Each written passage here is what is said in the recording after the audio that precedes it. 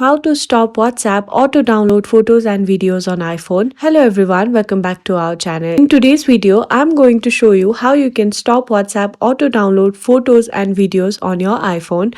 It's super simple, so let's get started. First, you need to head over to your WhatsApp application. Once you're here, you need to tap on settings located in the bottom right corner of your screen. Now that you're in the settings, you need to tap on storage and data option right over here. Once you have done that, you can see that under the media auto download, photos will be downloaded when there is Wi-Fi and cellular data available.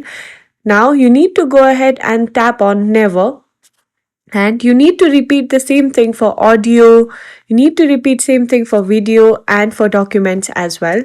And once you have set all those to never, you can see that the media auto download has been off for all the photos, videos as well as audios and document. And that's it. You now know how to stop WhatsApp auto download photos and videos on iPhone. If you find this video helpful, please give us a thumbs up, subscribe to our channel, and I'll see you in the next video.